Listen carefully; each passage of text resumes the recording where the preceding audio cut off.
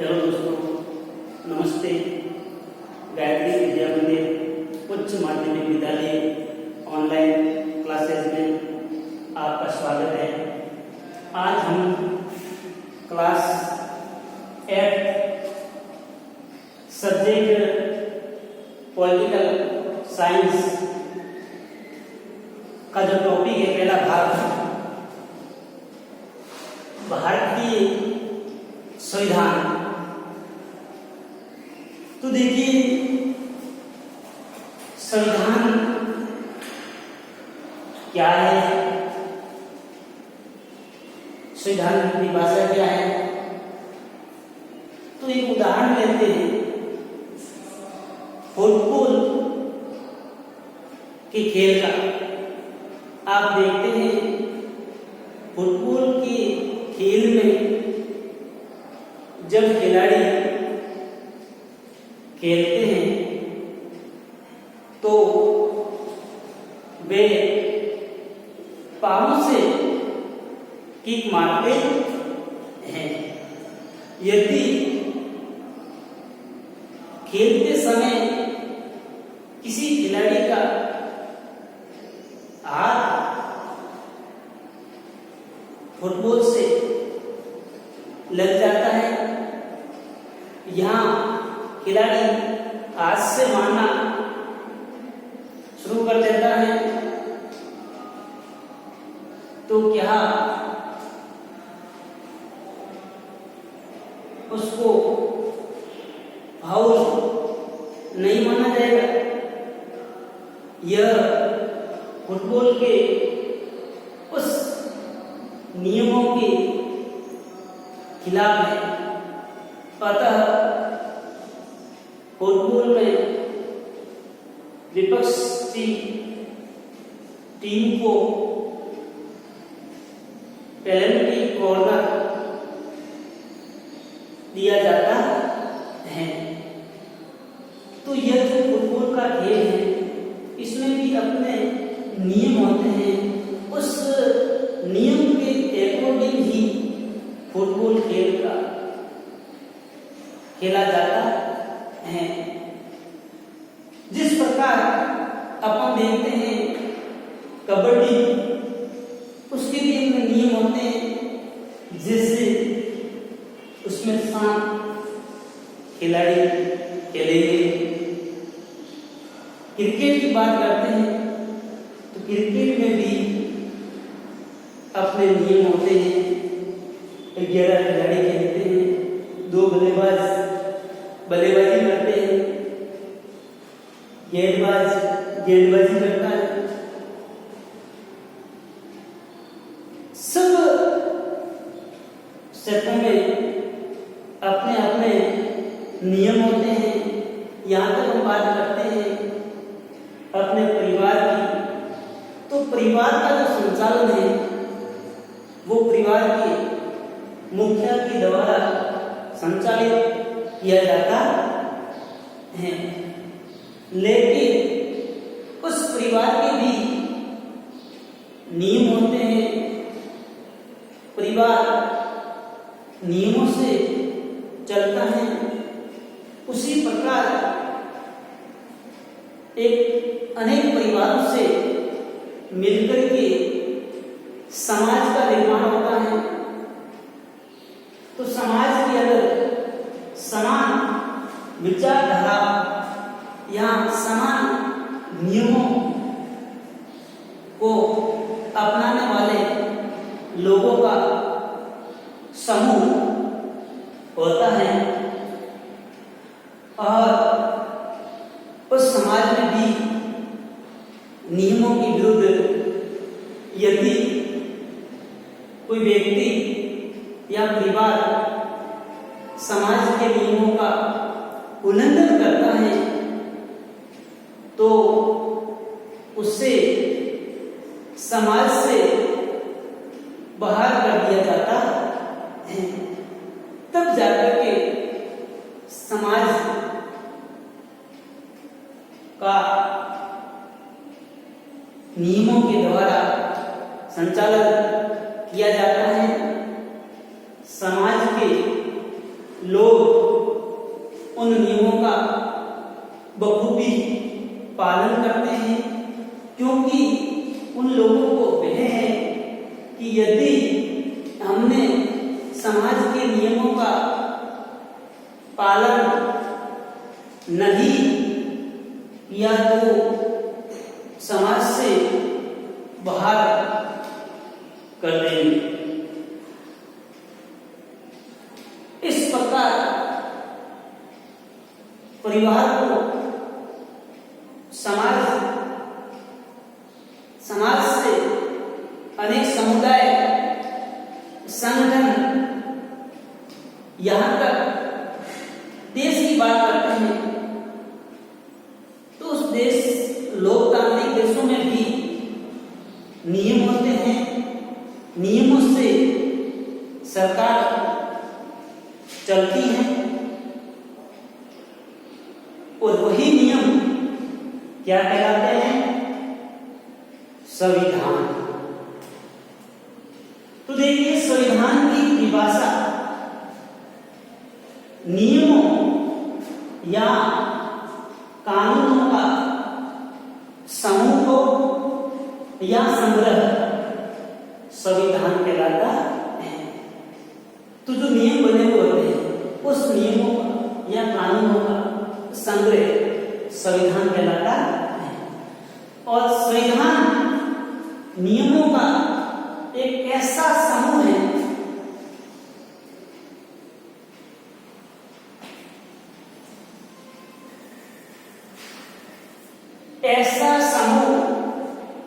होता है जिसको एक देश के सभी लोग अपने देश को चलाने की पद्धति के रूप में अपना सकते हैं। आप देखते हैं कि सरकार का संचालन करना है तो संविधान के बिना इनका संचालन संभव नहीं है। संविधान लिखित भी हो सकता है, संविधान अलिखित भी हो सकता है, लेकिन नियम होने जरूरी है। संविधान का होना अति आवश्यक है। संविधान से ही सरकार का गठन होता है, जैसे कार्यपालिका, व्यवस्थापिका, न्यायपालिका। जो ये कार्य करती है वो संविधान के अनुसार शासन करती है। तो अपन कह सकते हैं सरकार के अंग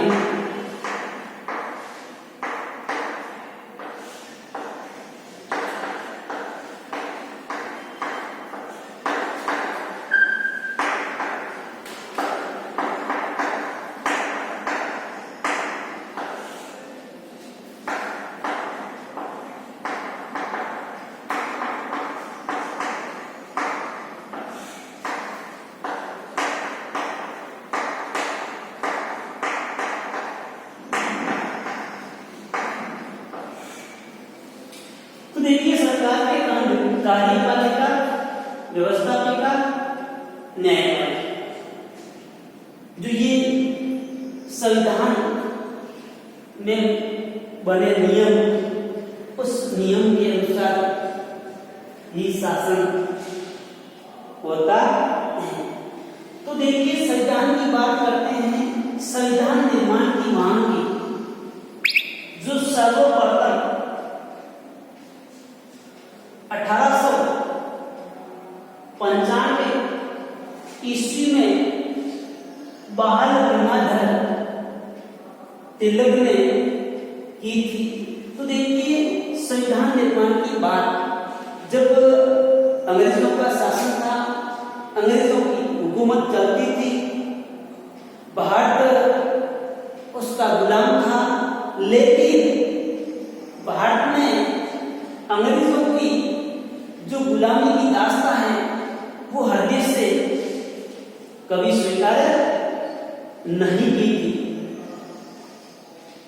तब बाल गंगाधर तिलक ने सर्वप्रथम संविधान निर्माण की मांग की थी 1895। अब देखिए,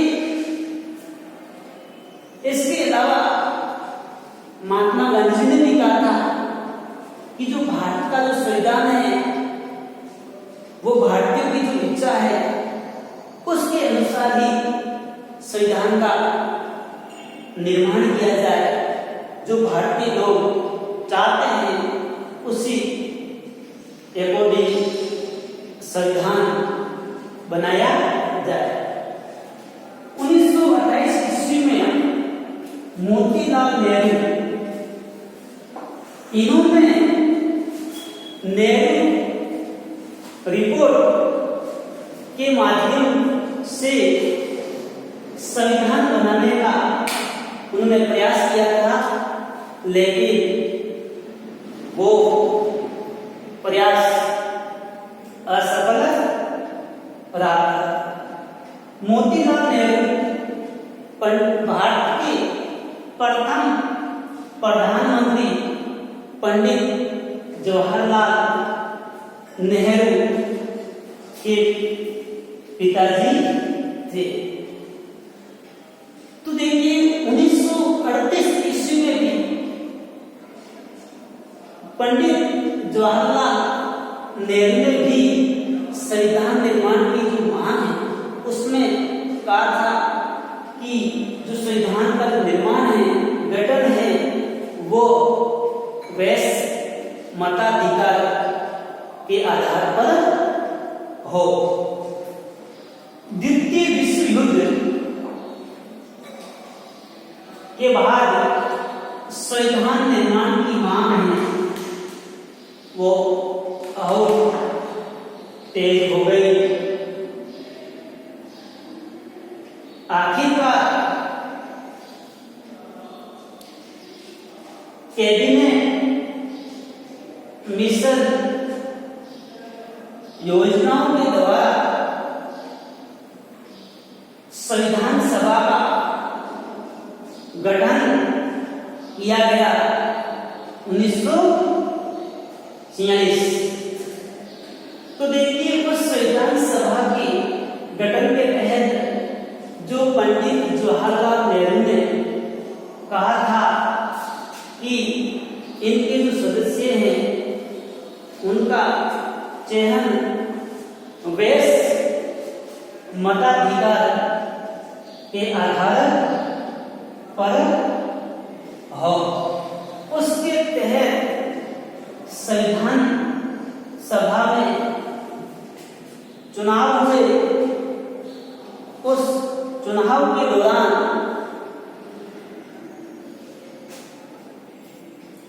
तो संविधान सभा के सदस्यों की संख्या 389 निर्धारित की गई थी, जिसमें 292 सदस्य ब्रिटिश प्रांतों से, 93 सदस्य देशी रियासतों से और 4 सदस्य चीफ कमिश्नर सम्मिलित थे। लेकिन पाकिस्तान की मांग अलग करने की वजह से इनकी संख्या कम हो गई और संविधान निर्माण में 16 समितियों का गठन किया गया, जिसमें प्रारूप समिति प्रमुख थी। उसका अध्यक्ष डॉक्टर भीमराव अम्बेडकर को बनाया गया। इसकी प्रथम बैठक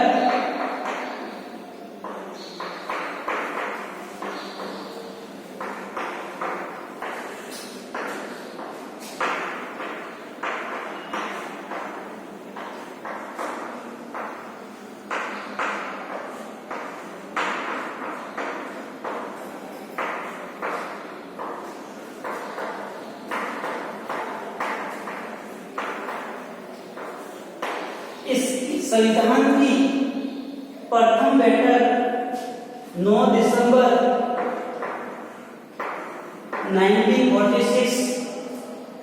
1946 को आयोजित की गई, जिसमें सच्चिदानंद सिन्हा को अस्थायी अध्यक्ष चुना गया।